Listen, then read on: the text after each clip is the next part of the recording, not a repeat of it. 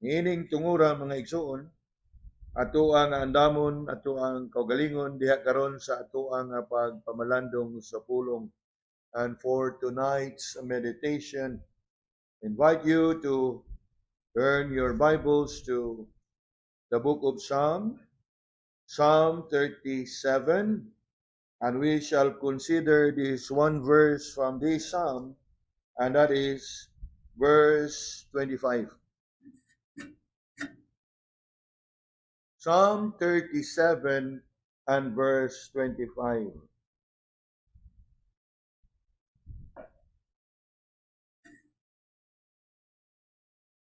We encourage those that are with us online to please turn your Bibles into this portion in Psalm 37, and we invite you to join us in reading together this one verse for our meditation, verse 25. Psalm 37 and verse 25. Reading, I have been young and now am old, yet have I not seen the righteous forsaken, nor his seed begging bread. I titled tonight's meditation from this text, A Lifetime of God's Goodness. A lifetime of God's goodness. As you can see, Psalm 37 is a psalm that was written by David.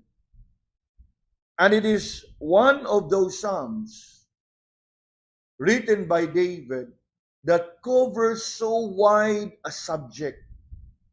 You know, we can think of many psalms of David na diin the subject of the psalm focuses only on one particular subject. Like when we think of Psalm 51, what is it about? A psalm of repentance, a penitential psalm. And obviously we think of Psalm 23. What is it all about? It is all about the Lord being our shepherd. And many other psalms of David. But Psalm 37 is one of those psalms that was written by David which covers so wide a subject. In other words nga, daghan ang iyaha nga pamalandungan sa mao nga salmo. It is so wide that you can somehow really look into it and see for yourselves how indeed David have shared his thoughts ug unsay iyang kasinatian sa dagan sa kinabuhi. Sama na lamang sa first 5 verses of the psalm. Nga diin iyang gisgutan diha nga dili kaangay masina sa mga evildoer. Nga bisan tuod og magmalambuon na sila, they will soon be destroyed by the Lord. Kung dili nga ikaw angay nga musalig sa Ginoo. Trust in the Lord. Now, if you are quick, you can look at it for yourself. Ingon diha verse 1, fret not thyself because of evildoers, neither be thou envious against the workers of iniquity. Ayaw kag kasina ug sila magmalampuson, magmalambuon kay ngano? Verse 2 tells us, they shall soon be cut down like grass and wither as the green herb. But instead, what are you supposed to do? Trust in the Lord. What else would you do? Delight thyself also in the Lord. You know, daghan kaayo siya ogi kanang he touches on various topics. And all these topics that he touches on is somewhat very practical. Nga diin kitang tanan makarelate. Kitang tanan maka-relate in a sense nga ma-apply gid nato sa tuang kinabuhi. You look at what he said in verse 4, delight thyself in the Lord, and he shall give thee the desires of thine heart. What else? Commit thy way unto the Lord. I want us to notice how David in here points us towards the Lord. You don't look at the evildoers. You don't be envious about them. Instead, what? Look up to the Lord. Gikan sa verse 3, hangtod na diha sa verse 7. He draws our attention to the Lord. Verse 3, trust in the Lord. Verse 4, delight yourself in the Lord. Verse 5, commit thyself unto the Lord.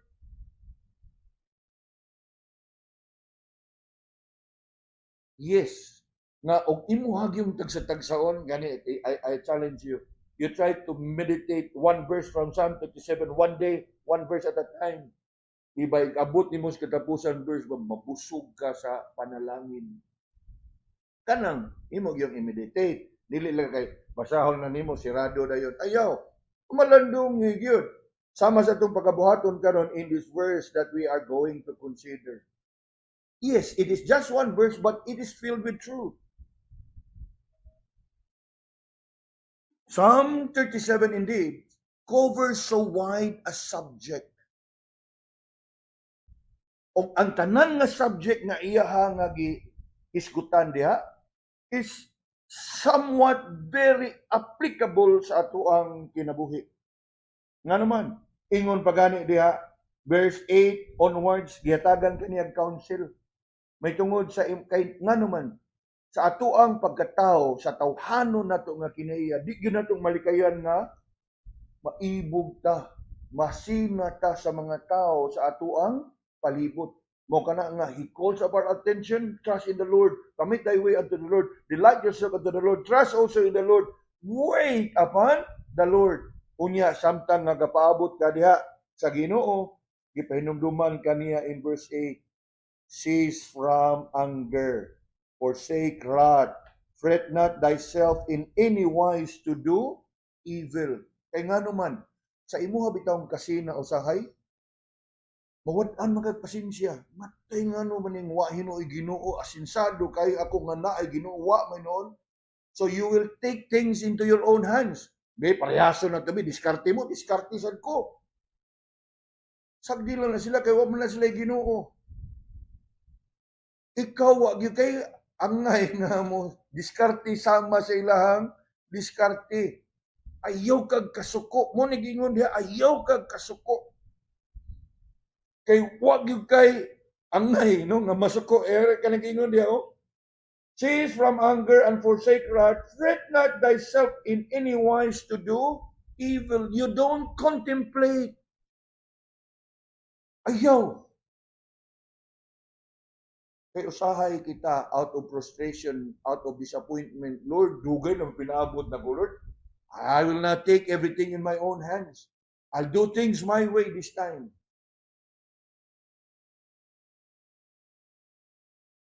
You look at verse 9. Ayaw, kay nga no, magsunod ka sa mga evildoers. Kung sa imong mapaabot, you look at verse 9.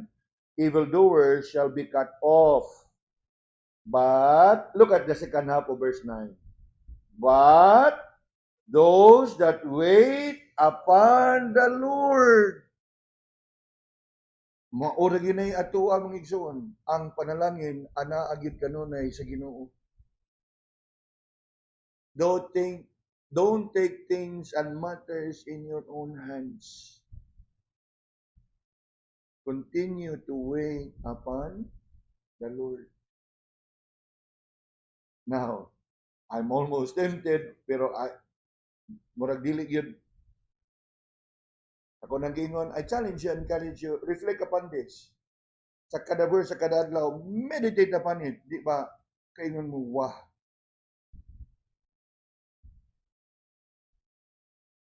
Now, in fact, a few verses before sa ato ang teksto, here is a wonderful verse nga siguro makadasig na to.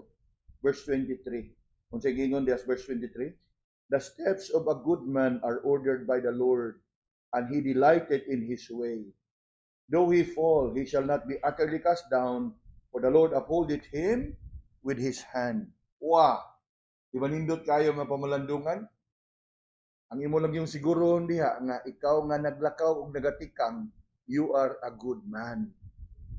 Because the blessing here is reserved only for a good man. Eh kung ikaw anak sa Ginoo pero pasaway gyud pung kagalakaw, you cannot expect the blessing from the Lord.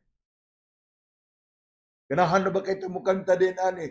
Mga consequences sa itong mga kasaypanan, the step of a good man. Hi, good man, you have fallen to sin.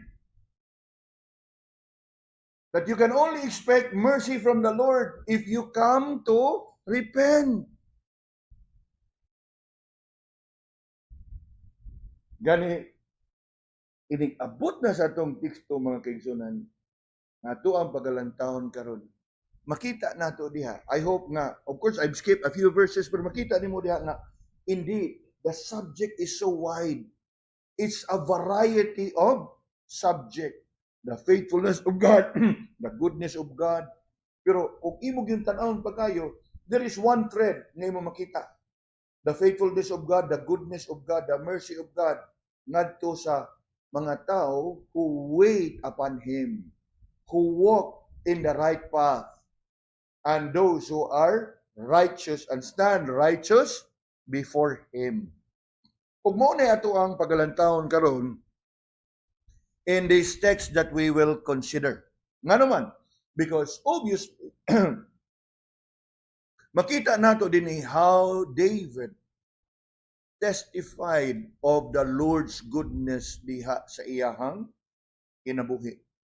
And as I have said, the entire Psalm 37 covers so wide a subject that it is meant to comfort God's people in the midst of their struggles, and to assure God's people of His presence, of His abiding presence, of His goodness, of His loving kindness and tender mercies, and of His leading and guidance sa ilahang mga kinabuhi.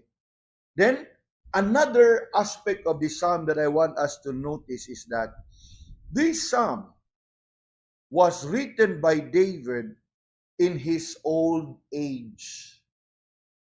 Now, I have to say this because that explains nganong lapad kaayo og subject ang maong salmo. Because it was written when David is in his old age. Ato pa, lapad na kaayo siya kirsinatian sa kinabuhi. Daghan na siya ngagian. Sa kada tuig nga madugang sa imong kinabuhi, you can think of how many experiences ang nadugang diha sa imuhang kasing-kasing, ang nadugang diha sa imuhang hunahuna. And that explains nga ang maong salmo covers a lot based on his life experience. But looking closely at our text tonight, mga kaigsunan, I want us to consider the testimony of David in here, of how he testified enjoying a lifetime of God's goodness. Now, look with me closely at our text. Notice firstly how David remembered his past. In the first half of verse 25, ingon siya, I have been young. Og sa ato paning panultihon, niagi ko sa pagka-bata. Unya obviously, sa iyahang pagsulti niya na, kung imog yung subayon ang iyahang gisulti niya in verse, he is actually testifying of the goodness of the Lord. Nga sukad pa sa kabata, hangtod karon na tiguang ko, wa gyud ko'y nakita nga matarong gipasagdan sa Ginoo. And so, as we look at that part of verse 25, David remembered his past. And what is it that he remembered looking at his past? Yes, it is obvious that David here had considered his life in the past. Which part of the past? Back when he was young. He was contemplating about his life while he was young. Yes, this is a simple and a very simple statement, short and simple statement, but kung imo ng pamalandungan, unsa kay iyang gibalik-balikan? Yes, David remembered the past. And what is it about the past that he remembered? Una, there is a recollection sa iyang experience, sa iyang kinabuhi, sa iyang pagkabata. And what is it about that we can know about his past? Obviously, the thoughts of David here has been drawn back to his days of his youth. Nga diin siya sa iyahang pagkalinghod sa iyahang paghidaron. Siya ang madali-dali sa pagsugo sa iyahang mga kaigsunan, ilabi na sa iyahang amahan, to look after the flock of the family. Yes, it is a sort of a recollection, remembering the days of his youth. And he must have thought about those experiences na iyahang nahiaguman. How from one experience to another, ang iyahang pagkatao has been molded and has been developed. You know, mga kaigsunan, one thing about our life is this. As we continue to age, magkatiguang ta, magkadaghan tag kasinatian sa kinabuhi. So, ug magkadaghan ang imong kasinatian, magkadako ang imong memory. Magkadaghan ang imong memory. Di ba? So, mao ka na kang David diha, na looking back sa iyahang pagkabata, yes, daghan siya o matawag na to fond memories. Mingon gani kag fond memories, good memories. He also have some painful memories. But whether it be fond memories or painful memories, all that he has experienced while he was young has been a contributing factor sa pagka-mold sa iyahang pagkatao kung kinsa siya sa iyahang pagkadako. No doubt about it. His experience as a shepherd boy helps him so well when he becomes the king of Israel. It is of no doubt na ang iyahang pagbalantay sa karnero also had helped him to write Psalm 23. And so it is with us. Nga ang atong kasinitian sa kinabuhi plays a part in developing us and in molding us kung unsa ta nga pagkatao karon. Are we following? And that is what is embedded in that short and simple statement, I have been young. Many of us, mga ginikanan, many of us, mga amahan, kabantay mo sa kadaghanan nga atong isulti sa itong mga anak, ay anak, ako na nang naagian ng inyong mga naagian. Niagi sa kupag ka, batanon. That means, ang atong katiyuan nga atong mapahinumduman itong mga bata nga niagi sadta sa ilaha karon nga mga naagian. There is a recollection. And as we think about David here remembering his past, I have been young. Yes, David may have recalled precious memories sa iyahang experiences. Not only that he has had a recollection sa iyahang mga experiences, he also had a review of all that God has done in his life. Obviously, when he remembered the past, yes, there was a recollection. And in that recollection of his past experiences, there is a review. Now, when I say recollection sa iyang eksperyensya, ang review, ang iyahang na eksperyensyahan na kaayo sa Ginoo. Now, who can forget how the Lord has worked in him and used him to be the one to destroy the giant, the Philistine giant, Goliath. I am sure when he remember his past, usagin na sa iyang minumduman, grabe nga kadaugan to. Nga sa tanang katawhan sa Israel, gani siya siguro sa iyang paghandom ani, ngigaw ito, giyon siya katulak ko eh. Pabantay mo na. I'm sure we all have had that experience that you can only look back at some point that you seem to be victorious and successful, triumphant, nga looking back many years after, magiging, yun sa kito na ko, ha? Noon sa gigato, no? Grasya na gito sa Ginoo ang tanan. Yes. You know, mga kaigsunan, we may not have gone far in our life, but I am sure where we are now, if we pause for a moment and recollect and review, I'm sure sama ni David makatestify ka sa kaayo sa Ginoo. Bisan og dili pa ta ingon ana kaayo ka tiguang.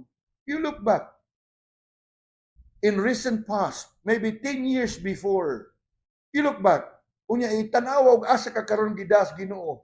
From that 10 years past, unya og asa ka karon, I'm sure you can testify of the goodness of the Lord.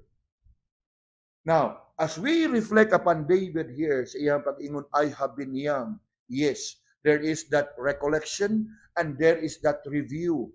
And as we think about that review, yes, David must have reviewed the victory and the triumph that he had experienced by the grace of God sa iyahang kinabuhi. And likewise, he also must have realized his sins. Are we following? You know, mga kaigsunan,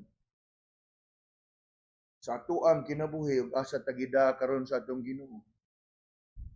Two things. Every time we remember the past, we take time to recollect and review. Sa tumong og tinguha nga og asa tandapitan na sayop dito, atong paningkamutan gandi na nato tubuhaton pag usab. It's kind of like learning from our experience. We cannot always say, naanad na mi ani, mao ni among kinabuhi. No. Gika nakadiha, kita ka ug unsa nakalisod. Pray and ask the Lord na Lord. Tabangi mi nga di na mi mubalik anang kasiha sa kinabuhi. Look up to the Lord. Continue to seek Him. Continue to ask for His leading and guidance. Because our past failures are meant to be a learning experience. Dili kay kanunay nato nga ananad na ato ayaw. That's not the way to face it. The Lord has redeemed you from your past. You don't look back. Move forward. The past failures, let it be as past failures. You don't fail again in such a way. Apan sa ato ang Kristohanong pagkinabuhi, yes. There is some kind of, we stumble, we fall, we sin, we backslide. Now, kung atong balik-balikan ang kinabuhi ni David, surely, he must have reviewed sa iyahang mga kadaugan, he also must have reviewed sa iyahang mga kapakyasan, sa iyahang mga kasalanan.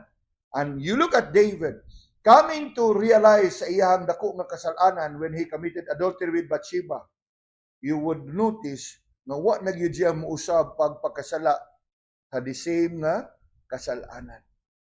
Nga naman, because he come unto repentance.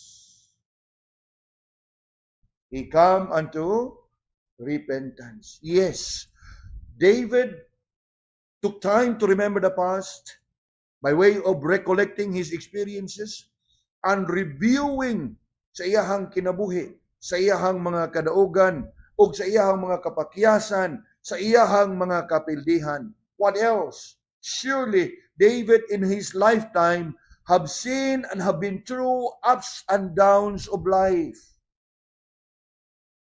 Inumdo mo, there was a time that he was betrayed by his own friend. He was betrayed by his own advisor. And even his own son rebelled against him. So kung imong lantawon, David here, I have been young. Sa iyang paglantaw, paghandom sa iyang kagahapon, it brings back what? Memories.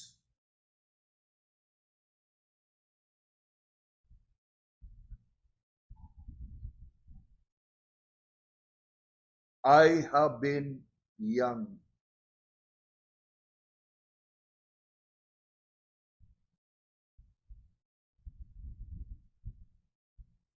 He has been through ups and downs of life. He have been through victories and defeats. He have seen kindness. On the other hand, he have seen cruelty. Then he also have experienced loyalty and betrayal.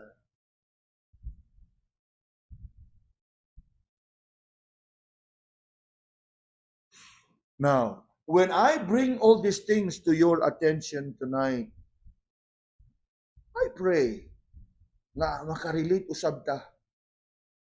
Ato ang malantawan. You roll back the curtain, no? As we love to sing. Turn back the curtain of memory now and then. Show me where you brought you from and where I should have been. Yes. We cannot continue to reason out nga agi kang kuan ang kinabuhian na anad ko. Yo, gihawas na kas Ginoo na kaginhawa na ka. Gawas no na ka. Why would you like to go back?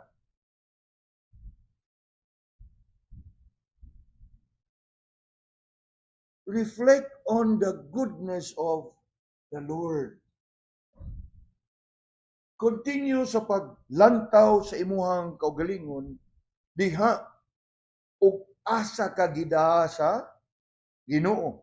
And that is what we can see in here. Nasama kang David? Yes. We have had our experience in the past. And we all have had experiences, colorful experiences. Kanabang gingon pa nila nga makulay ang buhay. Nga naman, like David, we have been through ups and downs. Like David, we have been through victories and defeats. Adversities in life, prosperities in life. Naghandang nagian.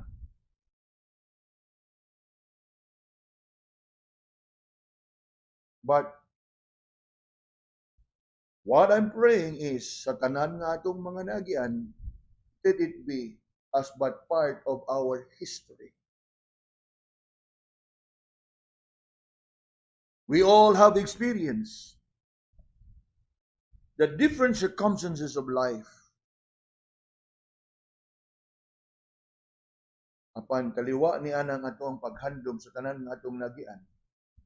It's not just for the sake of remembering and recollecting, but hinumdumi, take time to review. Time sa kato dito ra bagitan nga palpak, di na tato.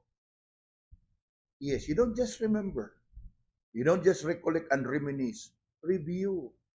Lantawa og asa kadapita dito nga pangdol, nga sayop, nga sipya. Learn from it.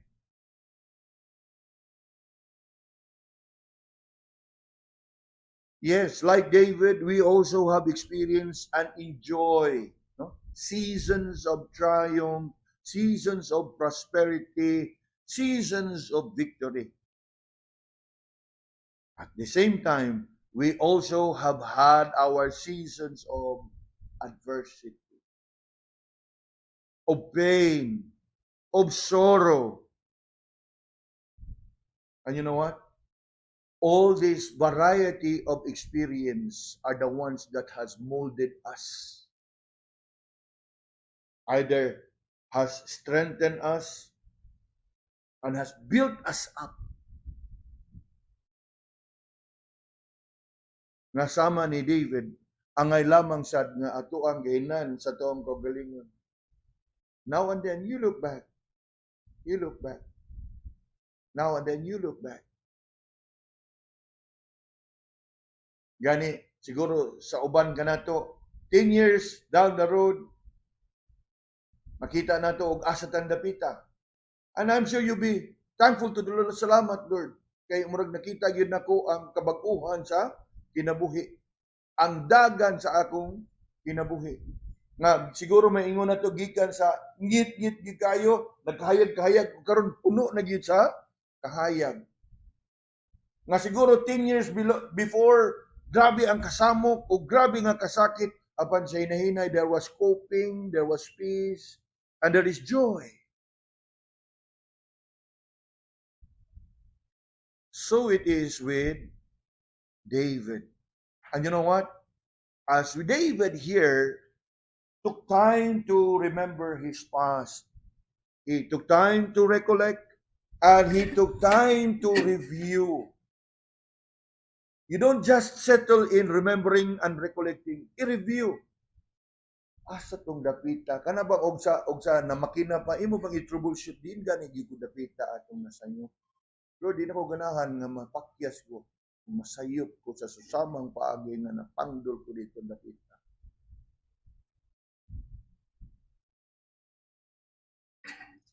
Take time to review.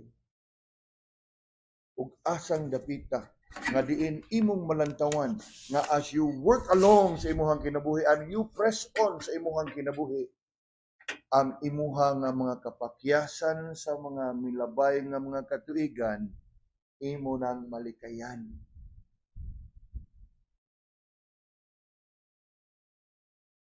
David remembered his past. And in remembering his past, he recollected. Now, even at this time, let me encourage you. Pause for a while. Balik-balik imong kinabuhi. Haron nga madasig ka nga, Lord, salamat yun. Imo kong gihawas. Kay wa siguro'y nato mingon nga 10 years milabay, ayahay atong kinabuhi. Nakuha na daw? There were ups and downs, yes, but the Lord has been gracious. Nga iya tanggida, overcoming more than conquerors sa mga pagsuway nga atong nagian one after another. Sa katuyuan nga maka-learn ka sa tanan nga atong mga naagian. Now, moving on. Ingon siya diha, I have been young. Ang sunod nga bahin kung siya ingon, and now I'm old. David remember his past.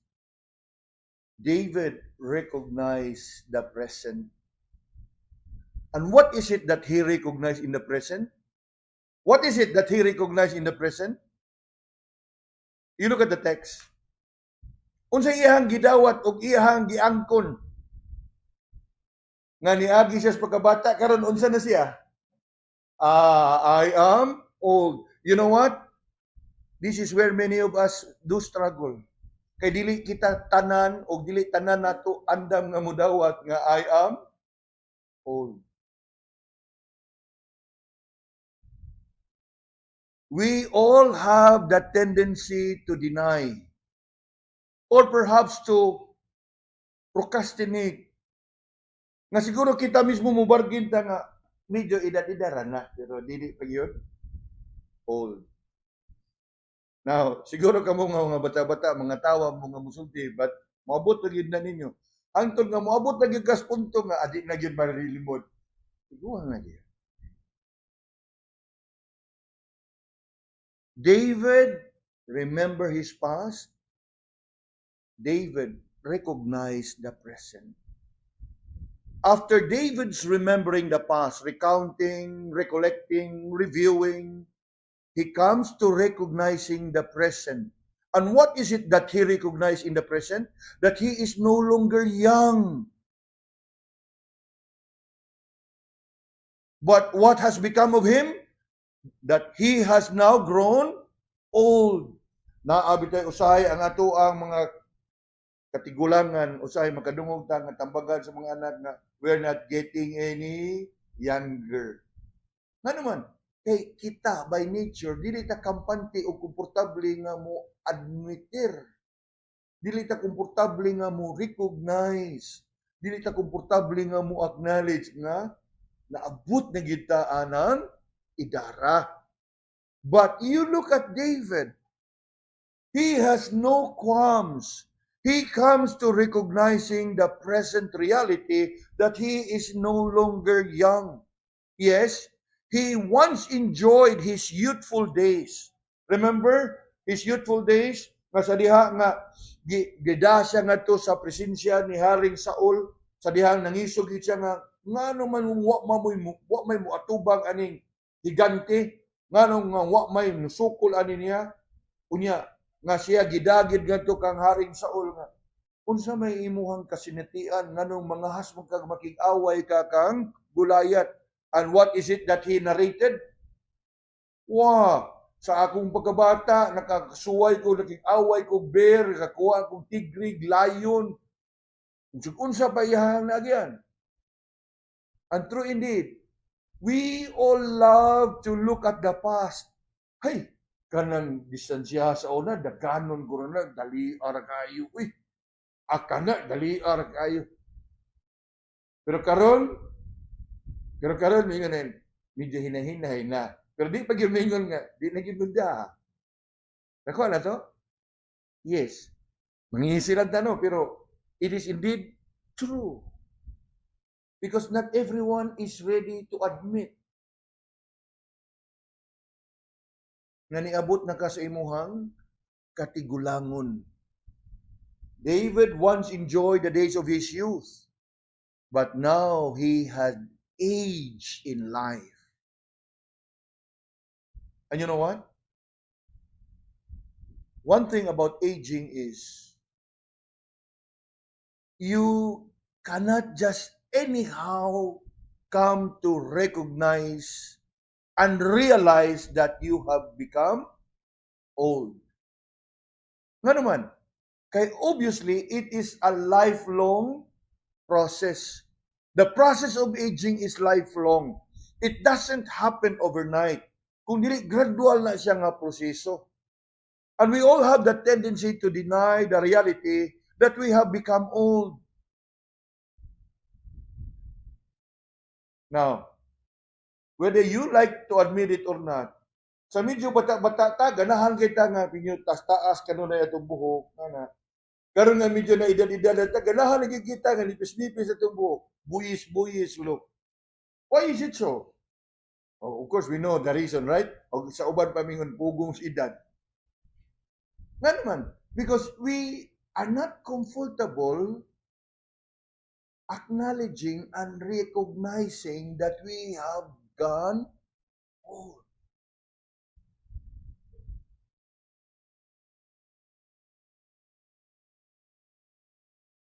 When you look at David, now, this is not just about nga iyahang giamin, nga iyahang pagkatiguang, but somehow it tells us nga sa kataas nga panahon nga siya nabuhi, makatistigo siya sa kaayo sa Ginoo diha kaniya.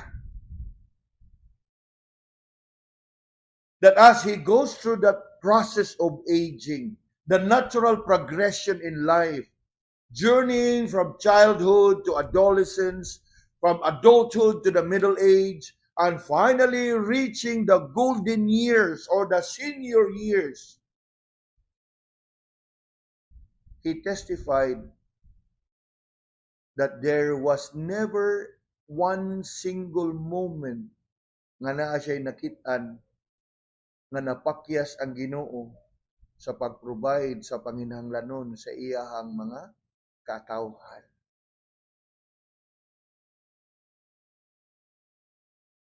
Yes, that is what David is testifying here.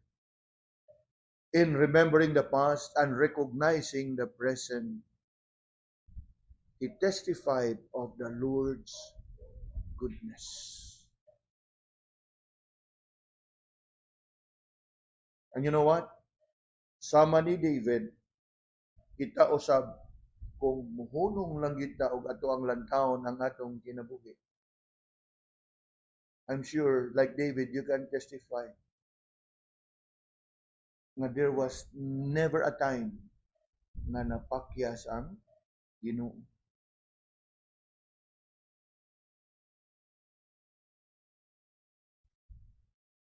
More often than not, ang imuha lagi yung tan-awon pag-ayo ang imong kinabuhi, there was no single moment that the Lord failed us. But you know what? Oftentimes, it is us who failed Him. Unya tungod kay napakyas tao, we failed Him, nakatagamtam-tam, nahiagom ta sa mga kalisod. Obviously, dili, tungod kay siya mo'y napakyas, kung dili kita mooy na pakyas.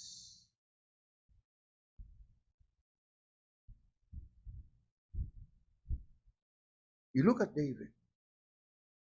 In all his recollection and review, his up and downs in life. Ang iyang testimony is this: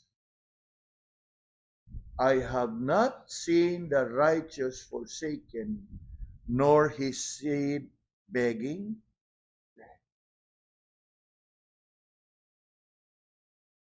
So David recognized the present. The third part of the verse, David in all his lifetime rejoiced in God's goodness. And that is what we read. I have been young. David remembered the past. And now I am old. David recognized the present. And now David rejoiced in the goodness of the Lord. Yet have I not seen the righteous forsaken, nor his seed begging. As David pondered upon his life, from his younger days up until he has gone old, he rejoiced in this one thing: the Lord's goodness, as expressed here by His provision. No? Ang kaayo sa Ginoo, nga iyahang gihulagway diha, nga wa gyud pasagdi sa Ginoo, kinsa? The righteous, ang mga matarong. David proclaimed that he had not seen, even for a single moment, the Lord forsaking his own. Through it all, as David said, God has been faithful to provide for them. He had met their needs, providing daily diha sa ilahang mga pinangganon. Although more often than not, the Lord's provision is unnoticed and unappreciated. But you know what? It has always been there.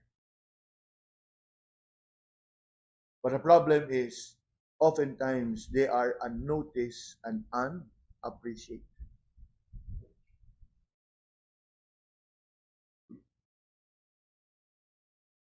Mas naamong gutay tendency nga when the provision is somewhat extraordinary and special. Wow, praise the Lord! Pero ordinaryo ra gyud nga matag ingon nato tinapay sa kada adlaw. Murag tinapay ra gyud sa kada adlaw. But may we be reminded tonight that yes, the Lord has not failed to provide for His people. He has provided for David and others without fail. He also has provided for us. Although, lagi, dili nato kanunay na notice o wa kanunay nato ma-appreciate. Reflect upon the words of David here.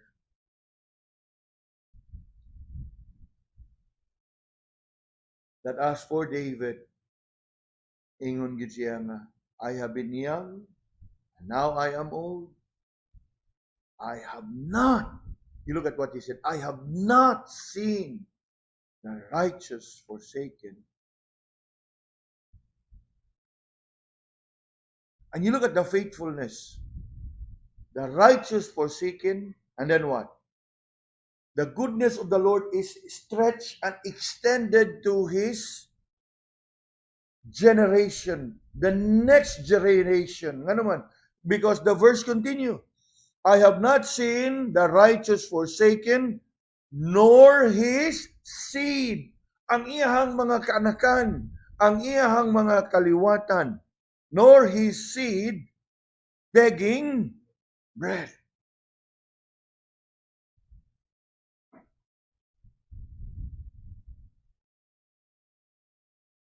You know, we may not have the exact figure or the exact period or at what age David wrote this psalm. But the fact that he wrote, I have been young and now I'm old, it must give us the impression na sa kataas-taas sa iyahang kinabuhi, sa kataas-taas sa iyahang kasinatian sa ikinabuhi, nagpabilin nga matinud-anon ang Ginoo diha sa iyahang mga katawhan. And you know what? We may not have reached that age that David has reached when he wrote this psalm, but I am sure you will agree with me that even at our present age, kita mismo testigo, saksi, nga wa pud ta pasagdi sa atong Ginoo. Og nga ang atong mga panginahanglanon iya nga gi-provide og ang panginahanglanon sa ato ang mga kaliwatan sa atong mga kaanakan. David had lived a long life, and he admits here that he has become old, and yet in all the years that he had lived, he had not seen the righteous forsaken. God had remained faithful through it all. There were times, for sure, David had gone through difficulties. There were times, for sure, David have had many struggles. And yet, he can testify of the Lord's goodness diha sa iyahang kinabuhi. Now, muatras ta kadiyot in Psalm 34.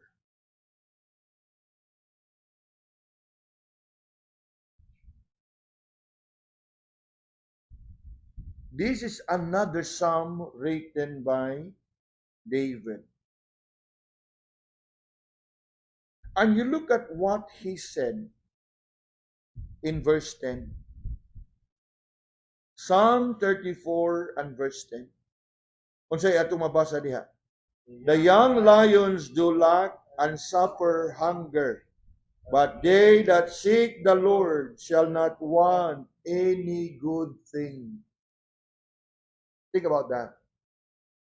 Gani, bisan magani maghisgot ta og mga kahayupan. Bisan pa man og ningon si David diha nga posible pa siguro nga bation sila kagutom, pero nungka nga makakita ta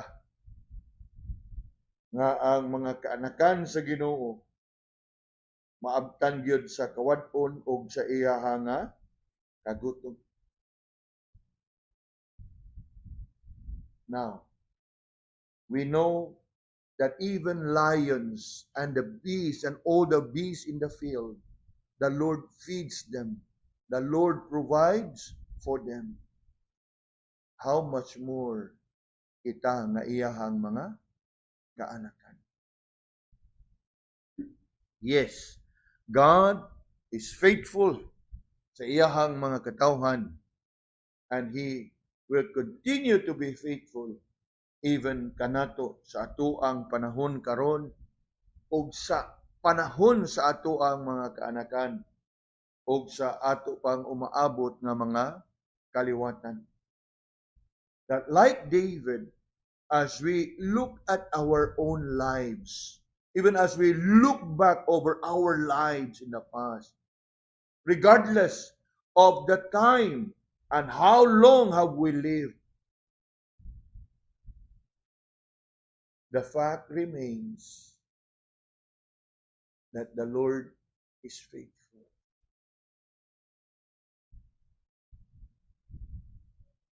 Nga bisan pa man sa atoang mga kapakyasan, sa atoang mga kalapasan, o sa atoang mga kasalanan, makasalig ka, makalaom ka,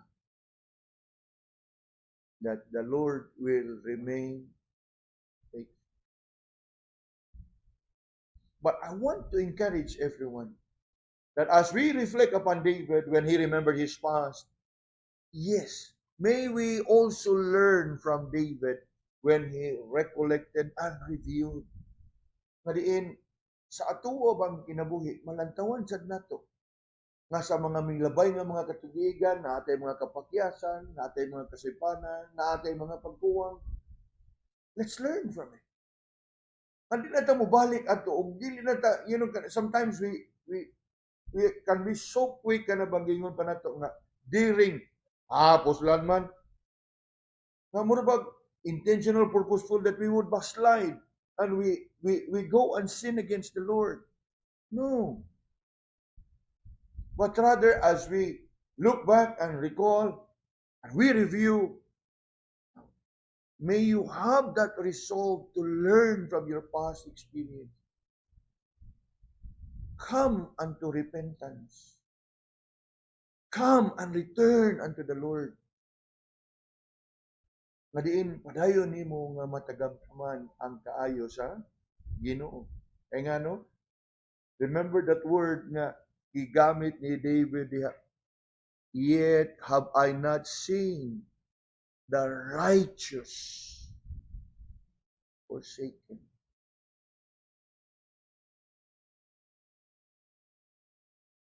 Mga igsoon, asa man tang dapita karon sa atuang pagkinabuhi, unsa man nga matang sa sitwasyon ug mga pagsuway nga atong nalagtawan. Let us consider the testimony of David. And let's be reminded of the faithfulness of God. And also, let's be reminded of asa tang dapita sa ato ang kinabuhi ug asa ta gida sa Ginoo diha karon sa ato ang paglakaw ug sa ato ang pagpangalagad, and that may each one of us would have that resolve na magkinabuhi, masaligon, malaumon ngadto sa atong Ginoo, and likewise be mindful sa pagkinabuhi anaa sa pagkamatarong, masaligon, malaumon sa Ginoo, naglakaw sa pagkabalaan, sa pagkamatarong, ug nagkinabuhi nga naay pagtuo ngadto kaniya.